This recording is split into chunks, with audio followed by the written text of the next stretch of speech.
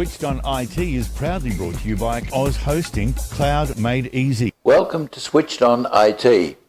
I'm Barry. This is the show where we talk about everything IT. Last week, we began a series on video marketing. Today, we're going to continue with the second session in this series on video marketing.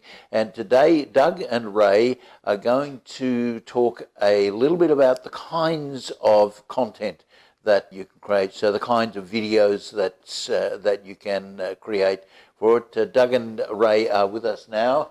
Hello, gentlemen. How are you today? Pretty good, thanps, Barry. Hi there, Ray. How's it going? Yeah, good. Ray and Doug, we're going to talk about video types of video today, correct? You got it. Correct. All right. So tell us what is in the types of video that we can create that are going to make some interest in what we do with video. Sure, Barry. So what we're going to be talking about today, what we'll be stepping through, is if we give our customers, our listeners, some real businesses that we can focus on. We're going to be talking about where on your website and maybe also where in social media you would place particular types of videos. So we're going to use two examples to give people something that's real that they can easily visualize or conceptualize. And we're going to talk about a business that's involved in plumbing supplies. It could be any obviously any business with a tangible product. And then for a services business, we thought we'd discuss a tax agent or an accounting practice, effectively performing accounting services for different types of clients and how they might use video on their website and in social media for that kind of business. So a product business and a service-based business is how we'll step our viewers through it today. Okay, that sounds good. I'll turn it over to the two of you to talk to us about that then. Okay, super. And Ray, so I'm looking at a website at the moment, just right down the bottom, where they've got all their sort of different navigation links. Just for what it's worth, it's a major Australian plumbing supply outfit called Reese Plumbing Supplies.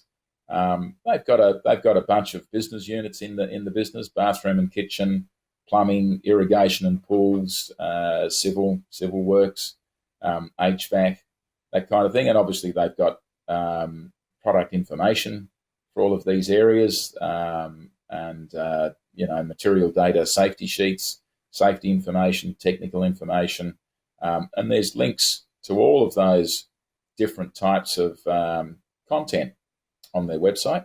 So can you give me a sense of where you would place what and what kind of content, what kind of video content it would be, and we can take it from there. Yeah, sure. So, as anyone who is going to be introduced to a company like a plumbing service, plumbing supply company, you're going to come into contact with some B2C, people who are potentially buying a part for their home, and then you have people who are plumbers themselves, or larger contractors who are buying them potentially at wholesale or other kinds of pieces that are more bespoke for their business to be able to provide for a commercial or residential building. And so you have to make that decision up front in terms of what is going to be the first view by what audience on your site, and then determine what that initial kind of presence in terms of video is going to be. And my general rule is, at each leg of the game, you should be thinking, can this page on my website be represented better by video? And most often than not, the answer is yes. Especially on the homepage of a website where people's attention spans are fickle. I actually currently still reject them. I'm still fairly skeptical about the notion that people's attention spans are getting shorter. I think that because of the types of media we are all seeing, we have a tendency to have less patience, so to speak. It's not that our attention spans are getting shorter, it's that our patience is getting shorter. And so we become more fickle as it relates to pages that we stay on and the content that we stick with, because we just have lower quality content many times being generated, because there is so much personal content being generated that is not professional content, that's not designed to keep our attention. And so what we have to figure out is, when someone enters that website, what is the first thing that the company really wants to express in the most important ways? And in a product business, it should be really about the mission and vision of the product and what it's solving for the people who are buying it. So from my perspective, whether it's B2B or B2C, I think that showing the end consumer using the product, benefiting from the features that the product provides, is a really powerful first message to present on the site. Now remember that people don't necessarily enter your website from the home page.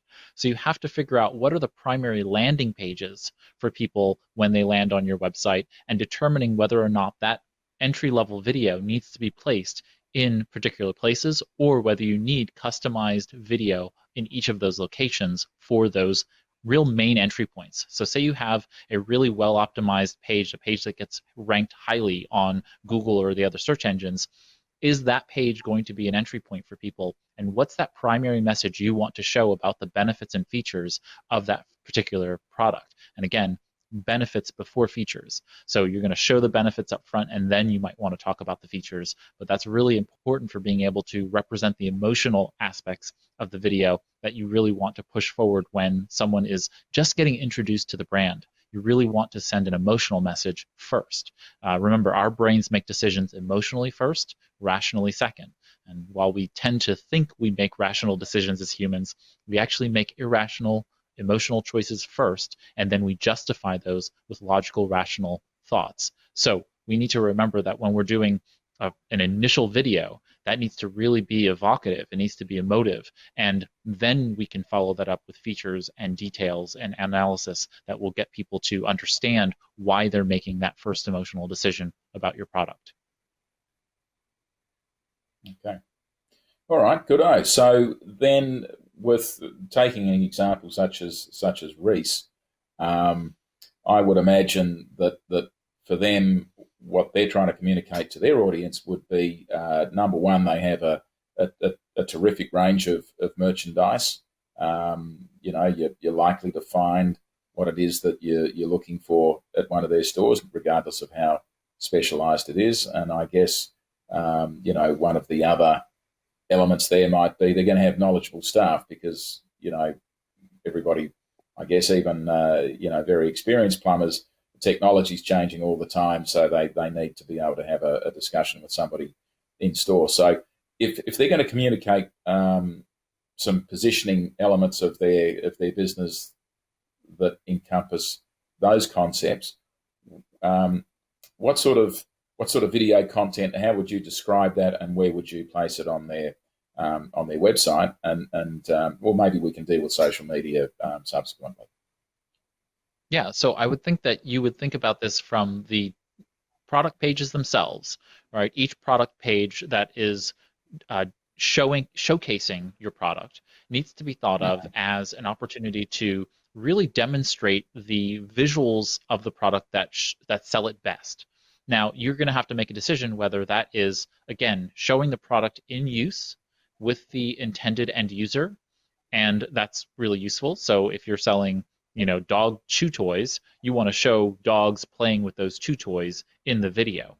If you're showing a plumbing product, you then need to have to be a little bit more sensitive. It's like, when's the last time you saw a proctologist put out a video, right? There's a sensitivity issue there.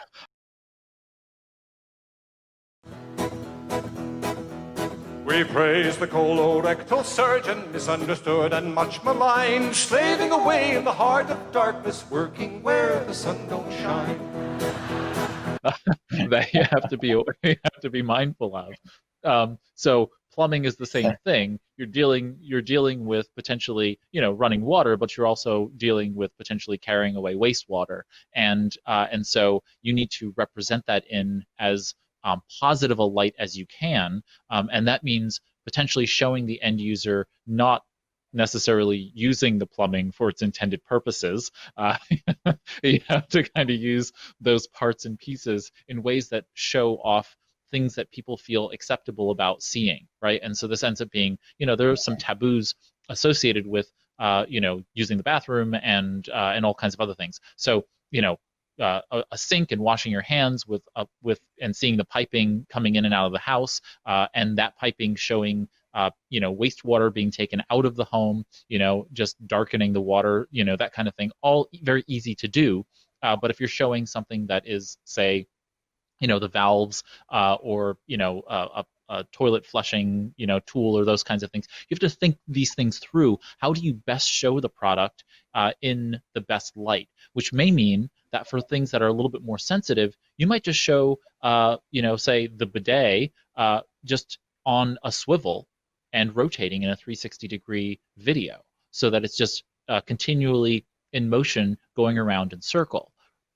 Or you might decide that you're actually going to show a model utilizing that, because it's okay to do that, to do it acceptably and showcasing the product in that way.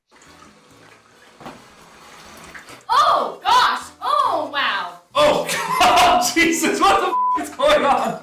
Oh my God! What is this? Oh! Oh God! Oh, that feels nice. Oh my God! So you really do need to think about how the product is going to be displayed appropriately, especially in this particular example of kind of plumbing products. Then you might show them being installed or fitted in the particular home, and that might be a more acceptable way than it being used. Because if you have a lot of people who are purchasing your product who are plumbers, so those people are not worried about using the device, they're worried about installing it. The idea of just showing a very simple, this is how it's installed, this is what the before looks like, this is what the after looks like, those can actually be very useful, right? We're talking about transformation. We want to see where our problem is and see where our resolution and solution can look like, right? That outcomes visioning can be really powerful for people. So we want to be able to think about our audience and place the appropriate videos that are going to work in that regard. Now, to your second point, Doug, there is an option for you to have, say, an ongoing series where you take these knowledgeable people in the business and you just get a camera on them and have them walk through answers to frequently asked questions, have them do, maybe if you have a setup in the store where you show the various tools and products that you're selling, the different parts that you're selling, and have them demonstrate the installation or the usage of those products, just basic things that people who come into the store would ask on a regular basis. And then you can actually port that video into and place it into a dedicated section on the website. And that really helps to sell product, because what happens is you see the video, you see how it's used, see how it's installed, see how it's dealt with regarding basic questions that people ask on a regular basis and have trouble with, and then say, okay, now that we've solved your problems, right below here are links to the product pages where you can go ahead and buy them. And that can be a really nice, seamless way to bring people from the primary objection to primary point of sale. And I think that can be very useful in terms of video. So we have the product pages themselves, and then we have these other resource pages that can aggregate educational content that can be directly related and produced by the most experienced product experts who are on the floor, who are interacting with customers, so that at some point you see a video of me, I am in one of the stores, and then I go to your website and I see you again, you see me again, that is, on your website demonstrating that product. There's a rapport that's established, there's a relationship, there's a trust that is built by seeing the same person on the site as is the one that is in the store directly. And so maybe that never happens, maybe it happens only on occasion, but that actually does end up building some level of brand value, which is not to say that models and actors are not useful for video, but especially for small businesses that are on a budget, it's just really helpful to put them, the people who are working in the business and know the business so well, on camera. And so don't think that you have to hire models, actors, voiceover actors to be able to make this stuff happen. Many times, getting the people who are the subject matter experts and the product experts on video is easy enough and inexpensive enough and works the best for all of those purposes.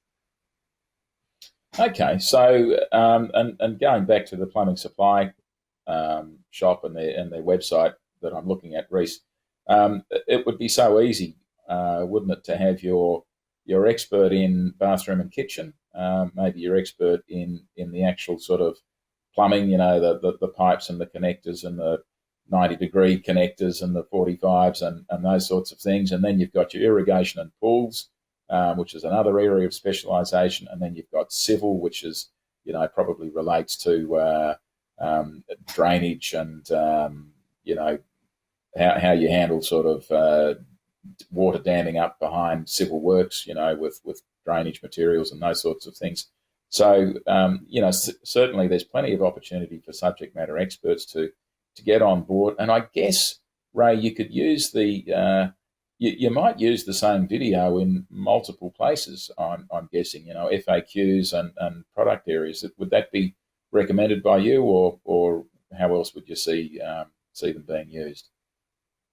Yeah, it depends on its usage and how appropriate it is to the text content on the page or the other types of visual content that are laid out on that page.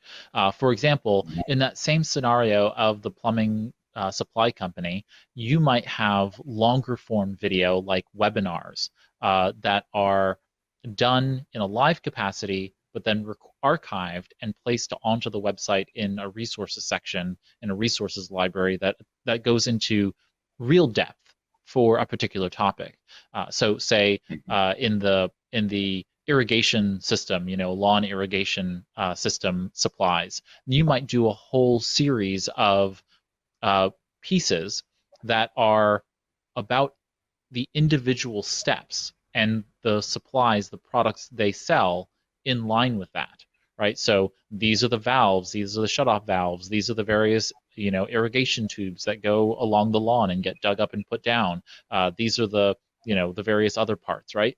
The nozzles and so on and so forth. I have no idea, but then you might do a webinar though, where those individual videos you actually show being actually put in. You find a customer who just made the purchase and is doing the whole thing, and say, hey, would you mind us coming in and literally getting a videographer to record the whole process with showing our product? And now they're doing the installation. The videographer then takes it, records the whole thing, and then pulls and extracts all of the pieces out, and then creates an educational film that shows for future customers not the whole process, because what we really want to do is take out, I forget who said that, but it's like a movie is basically a story that happened where all the boring bits have been taken out, right?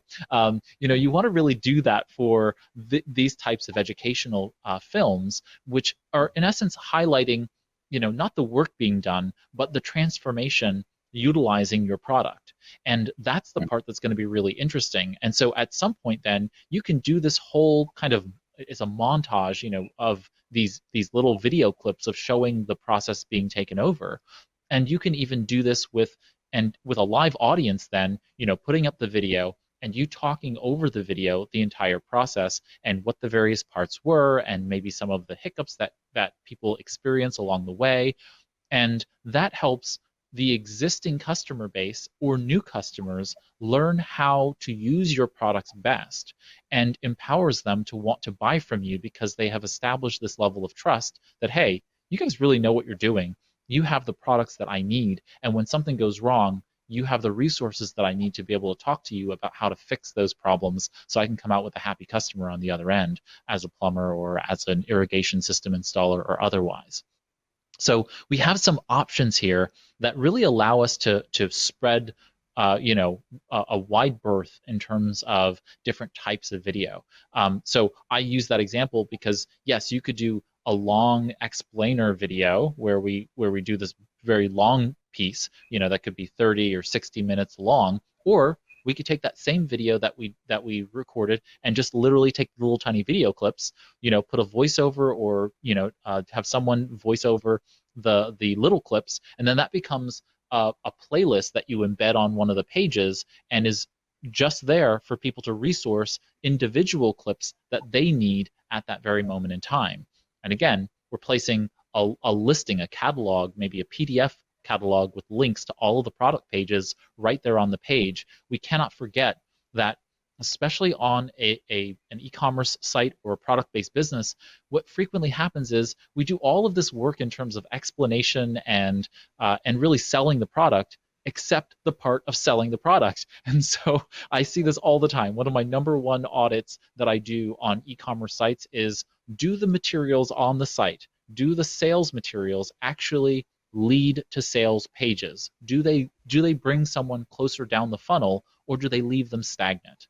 And so often than not, they actually leave them stagnant. They don't take them anywhere. They just give them information, and then they go, hurry along, go on, keep going. And that's what people do, right? People get the material, they go, okay, that was useful to me, and then they go away.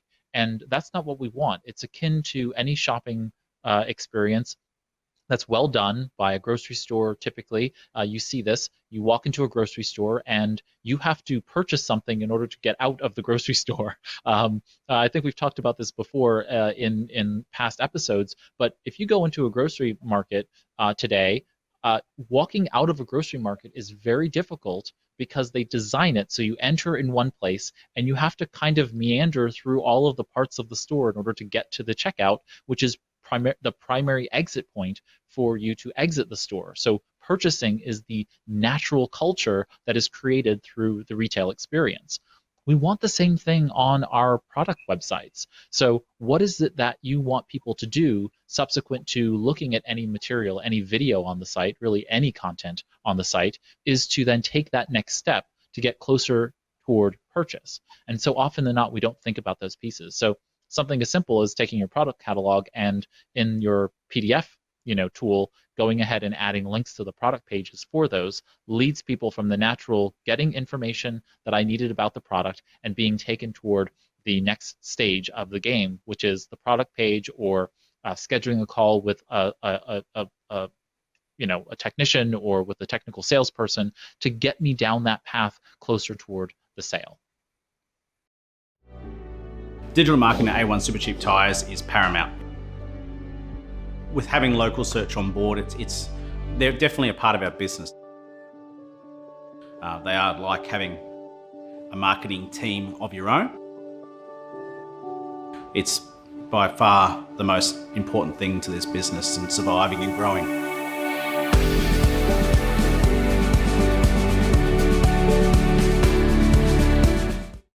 If you've lost your income or had a change of earning capacity through no fault of your own and are struggling with debt that you can no longer handle, you probably feel a bit like this ant. If the struggle is getting you down and you feel overwhelmed, there is an answer. Central Liaison has helped thousands of people break free of the debt struggle by handling their debt for them. Freeze all interest, stop the harassing calls from the bank and start enjoying life again. Call them today on 0409 344 070 for a confidential, obligation-free chat about how Central Liaison can help you take your life back. The number again, 0409 344 070. Call them now. Power FM is total entertainment. From the morning drive with Fiona and Jeff to the drive home with Jeff Black. On the weekends, catch the Crazy Kevin Show, Dennis Mitchell's Breakfast with the Beatles, the Semi-Pro Sports Show, and Racing Nation with James O'Shea, plus the music you grew up with. Keep your radio dial locked on Toowoomba's Power FM, celebrating 10 years. You'll find us at 88.0 on the FM dial or online at www.powerfmradio.com.au. Mind, Body, Soul with Perth-based international speaker and influencer Gwenda Smith. Every week we explore the world of business and personal development with an exciting new format with some of the world's leading experts on productivity, mindfulness, sales success, personal development and more every Wednesday night at 7 p.m. Only on ptvchannel0.com or the PTV Channel O app. PTV Channel O. Discover a whole new world of entertainment. When the going gets tough, advertising is a must. Thousands of potential customers make buying decisions every day based on advertising they've seen or heard on radio and television. Are you losing sales because potential customers don't know what you offer? Get your business, product or service in front of thousands of potential customers with a joint advertising package on Power FM and PTV Channel O. Capture a multimedia audience with our affordable radio, TV media advertising package. Stay ahead of the pack by contacting Barry on 0431 390 920 or email feedback@ptvchannelo.com or Jeff at powerfmtoowoomba@gmail.com. Maybe we should now deal with the social media piece for a product company. And I can see with the one that we've selected as an example here that they've got they're using Facebook, Instagram, and Pinterest. And logically, to me, they've got a Instagram account for plumbing, but they've got also an Instagram account for bathroom. So if you think about their different product sets, you know, there's the sort of the tapware, bathroom, kitchen area. Then there's the sort of the plumbing supply area. Then they've got, you know, you could potentially have pool and garden irrigation, for example. So as you're creating all this content for your website, how much of that can you repurpose for your different social media accounts? And how much of it? How much content would you need to create, for example, specifically for different social media platforms that you might use? So we have to think about the size of the business and how much support you really have to be able to do this. But in this particular example with Reese, they look like they're of at least a substantial enough size of a business that they are deciding to split their social media according to their audiences. And this is actually kind of in the intermediate to advanced level stuff. So if you're a small business and you are tailoring to different audiences, I would suggest choosing your primary, most dominant audience, the most profitable audience, and setting up your social media to target those people. And you can't be everything to everyone in small business with limited resources.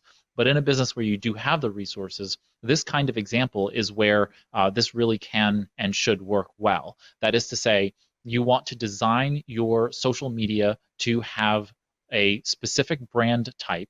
That means a sub-brand or content type that focuses on the different demographics you're targeting. So in this case, the bathrooms, social media accounts that they have here, that's focused on their consumer market, and they're going to do content. They're going to produce content that is going to be for those for that audience, right? So they're going to show DIY projects, and they're going to show before and afters of different types of content, and that's going to be useful to that demographic.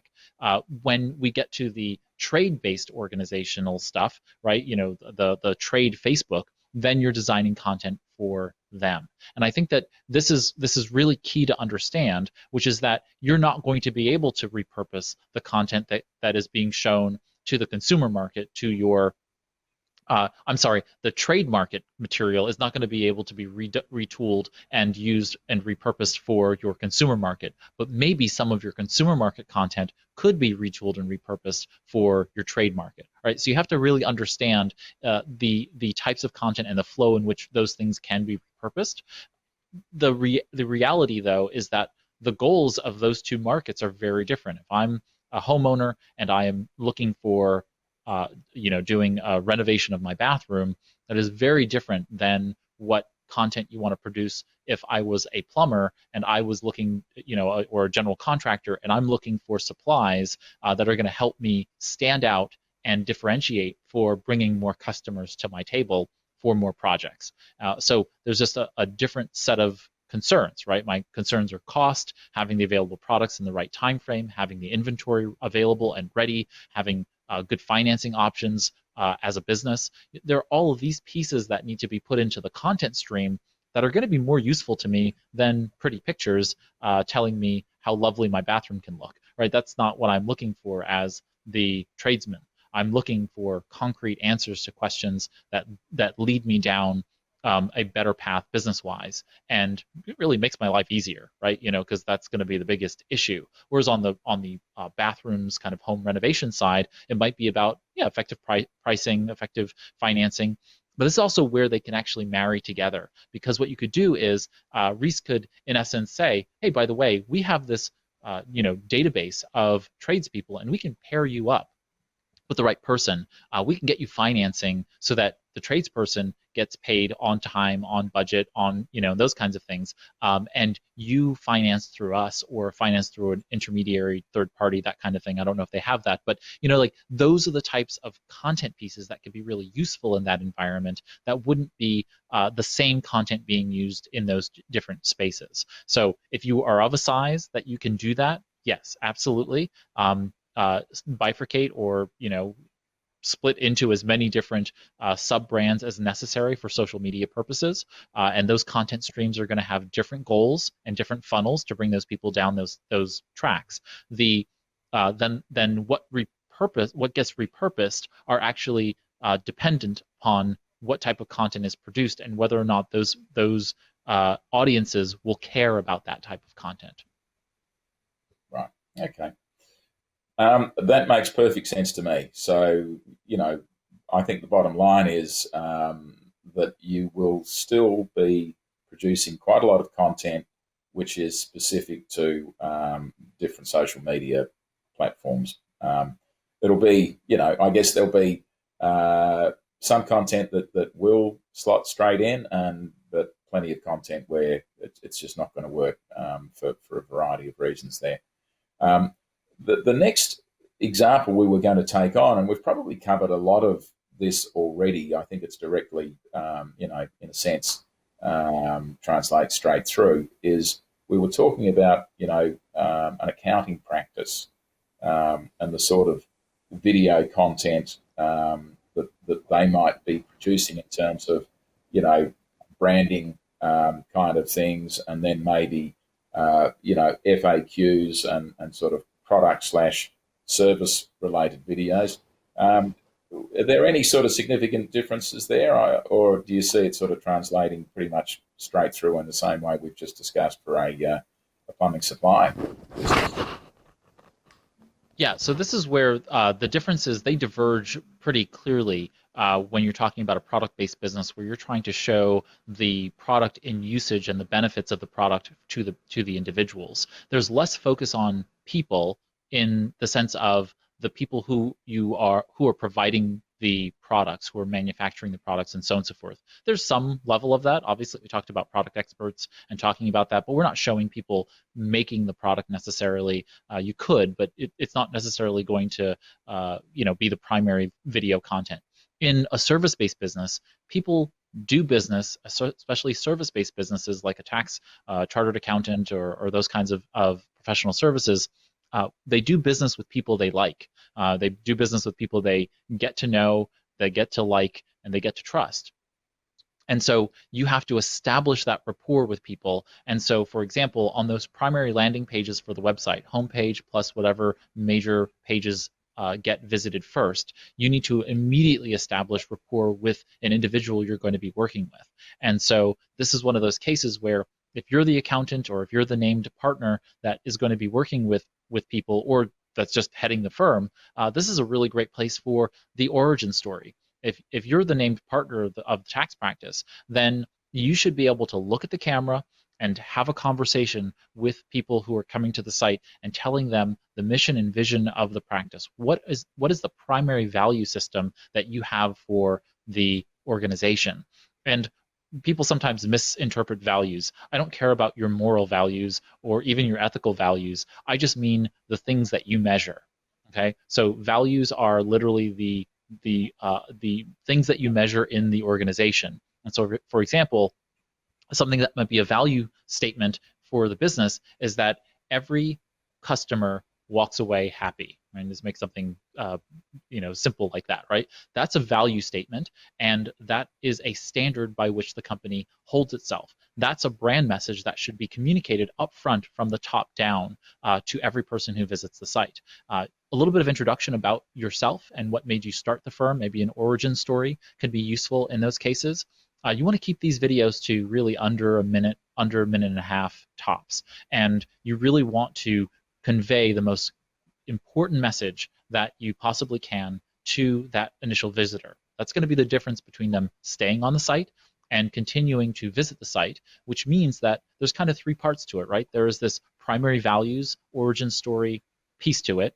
Who am I? Why am I talking to you? Then there is the primary benefit that you're going to have access to being here on the site and where you should get that primary benefit. Okay, so if that means going to the resources page and clicking on a link to access X, or if I have an assessment that I want you to take, and you're going to get an asset Y by plugging in your email and getting access to it, that's the primary value for coming to this page or this site, and I want you to go do that. You should say that in the video. And then that ends up being the primary call to action. Or you might have some other call to action that you have for people to take. But the real goal here is to immediately establish that sense of personality and persona with that person, establishing the trust, establishing really a likable personality, which comes to a key point here, which is that if you have a founder, and if you are a founder who is not likable, don't be on camera. I know this is tough for a lot of people to hear. Most of you out there watching and listening are wonderful people, and you are lovely to talk to, but some of you are not. And and if you know that about yourself, and some people are just not people persons. If you're not excited about talking to your audience, find someone else who is in the organization who is happy and helpful in that regard. If you're solo and you need someone to be able to represent you, that's fine. Get a model, get someone who can be an actor to stand in your place and talk about you, and talk honestly about you. It's not about rose-colored glasses, but this person is knowledgeable, they get the job done, all of those kinds of things. They don't have to leave in the parts about the fact that you may be surly or that sometimes you're a little bit difficult to deal with. But if you're the best in the business and you're no frills and you get the job done, that's totally fine. We need people like you in the world. That doesn't mean that you're going to be the best spokesperson for the business. And many times it's really difficult for those people to really understand that, and that ends up hurting their marketing. So if you're watching and you get it, that's great. For the rest of those people who are not going to hear this message well, there's not much we can do. But there is a factor there, right? That likability is sometimes prejudicial and subjective, and we need to be cognizant of that. And sometimes our personalities are a barrier to people hiring us. And we need to be cognizant of it and do the right marketing to get the right results. I'm not saying that anything is right. Racism isn't right. All kinds of other discriminatory and other practices aren't right. But we can do the best we can in marketing to overcome those pieces and still get a value out of it without getting ourselves wound up in a knot over societal, cultural, global ills. So just be mindful of that. But start with personality. I mean, you have to have a personality that conveys well on camera. And if you don't do that, you can get coaches and executive coaching and all kinds of performance coaching that can help you get in that regard. But most of the time, it's just easy enough to just have somebody else do it and kind of circumvent the whole problem of you not being comfortable or good on camera. Next is kind of a step on the other side of that, which is that there are some people who are just so camera shy. They don't want to be on camera, and it's one of those things. I will tell you that I absolutely hate. And I mean that with all four letters, HATE. I hate being on camera, and so I'm on camera, and I do it because I know that there is a value, there's a worth to sharing what I know and the knowledge I know for the businesses and the people that I'm providing this to. So I overcome that by virtue of the mission. My purpose and mission is to help, and if I can do that, and I have to overcome my minor dislike / bitter hatred of video, you can too. Okay, so really understand that your hair is not going to be perfect on certain days. You're going to forget to shave. You're going to have bad lighting. You're going to have all kinds of things that happen. But the more you do video, the more you get comfortable with putting yourself in front of it and doing it. One thing that I did to get comfortable with it is I've started this weekly, going live on YouTube thing, and it's really helped me both get comfortable with it because it forces me. I'm going live on Mondays at 11 a.m. It's just what's going to happen, and I get comfortable with it. This is another example of that. Switched on IT forces me to have to show up and be on camera, and the more you're forced to do that, the more you're going to get comfortable with being on camera. And I have the luxury of the fact that I teach every day in front of business owners, and so I'm already forced to be presentable and to learn to present well on a regular basis. So I have that already in my kind of bailiwick, if you want to call it that. And you may not, but that doesn't mean that you don't prepare good points, you don't do the right practice, right, to be on camera. You go through all of the things of good presentation skills, and those are going to translate to good video presentation.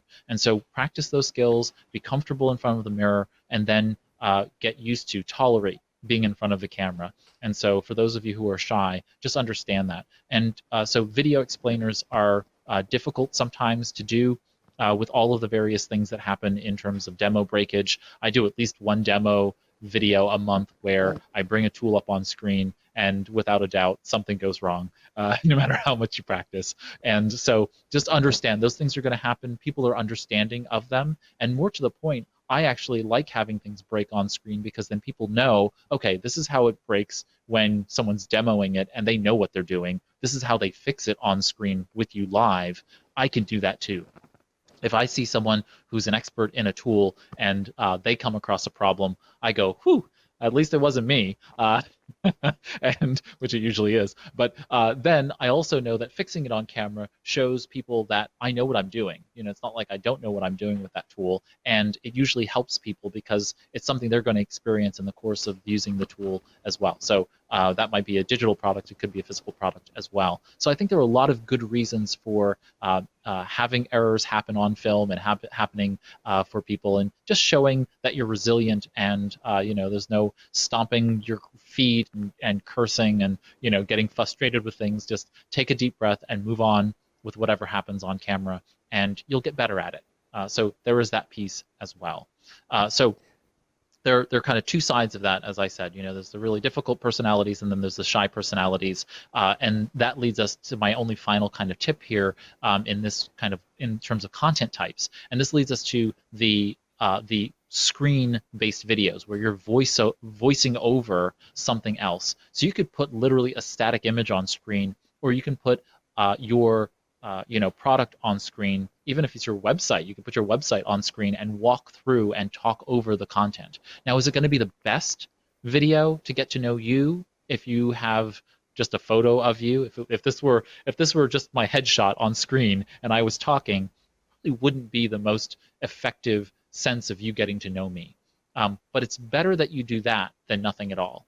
Okay, so we all have to satisfy in some way, shape, or form. So just get used to how you're presenting, and you'll get better at coming on camera, and know that there are other ways in which you can get camera on screen without you being on camera yourself. And there are certain circumstances where I know certain clients have particular either regulatory or other kinds of issues that force them not to be on camera, and so they want to use some other mechanism. You can do animation, where you have an animated presence of yourself, and all kinds of other things that can get you on camera. Ray, while you're talking about that, one of the things that we use a lot and is a really terrific tool is a program that will produce all kinds of video for you, so that if you don't want to be on camera, and I actually have an example here, one of the clients, or at least one of the companies, and we've been talking about accountants, Roberts and Scannell is one of the Darlingsdowns Bush Bash team owners, and there on their site They have a video, they've got lots of video on their site, and one of their sites, one of their videos is why choose a financial planner. And I'll just put the video up here now for you to have a look at. This video is made with a program that simply makes a cartoon-style video. Now, there are lots of really good programs out there now where you can do that sort of thing, and you don't have to be an expert. All you do is drop your information into it, and it makes the video for you. Yeah, we're going to talk about some of those tools next week as well. So we're going to talk about that when we get to kind of tools and other services that can produce video in easy ways. The one thing that I wanted to make note of, and then we can move on, which is the notion of using customers for video as well. So if you have trouble with either personality, that is the aggressive or maybe difficult personality on camera, or someone who might be fearful of being on camera, you can go to customers. And customers can give testimonials. They can talk about the business owner and really talk about their story and how they experienced working with the business. And I've had this several times. You know, I deal a lot with the legal market and with lawyers who are, you know, they're not easy people sometimes. You know, they're litigators. They're used to being tough on you know, the other side. They're used to being tough in court, and so that hardened persona unfortunately sticks with them. Maybe they were like that to begin with. Maybe they weren't. But either way, you know, those personalities are good at what they do. It's not that they're bad at business. They are fantastic at what they do. That just doesn't represent well on camera. And so what we'll do then is we will get customers to talk about, you know, that family lawyer who, you know, is a great litigator but not great on camera for whatever reason. We'll then have a customer come in and say, hey, listen, you know, I was dealing with domestic abuse. You know, I was without a home because of the situation, and this attorney came in and they really saved my life, right? They made sure that I was able to you know, get the rights that I deserve, you know, confirmed by the court. I was able to get back custody of my children. I was able to enforce, you know, a quadro, you know, qualified domestic relations order here in the United States. I was able to do these things and to get back on track with my life because of this person. Without this person, I would have been, you know, in such a worse place. And that testimonial didn't require that attorney being on camera at all. But it conveyed an emotional, strong message about the skills of that person and the value system of that particular firm. And so you can use customer testimonials or customers talking about the values of the organization to great effect as well. So you could say this tax accounting firm, to go back to our example, this tax accountant was able to save us X number of dollars, you know, from these mistakes that the governmental taxing authority made, and that really helped us be able to use those funds for, you know, putting them into our marketing and advertising budget. So we were able to grow by 6% last year, and that really makes a big difference in our community, in our organization, and to our employees, right? You know, like that's the kind of message that can be done if you don't want to put the either the owners, founders, principals on camera in the first place. Well, I think we've covered off pretty comprehensively here how to use video across your website, across all your social media platforms, and some insights there too in terms of the type of content and where that goes on different parts of your website. So I think we've covered it fairly solidly there, Barry. But I was just in wrapping up, I thought I'd say any sort of questions or comments from either of you. And no questions from me. Ray, over to you. Any questions or other comments? No, I would say that in the service-based business, you're going to see a lot more content in the educational space in terms of the product, the service experts educationally talking about material, right? So you might have more in the webinar space or other kinds of resource videos that are talking about different situations and how to handle and manage those situations, because many times service-based businesses are dealing with transitions of some kind.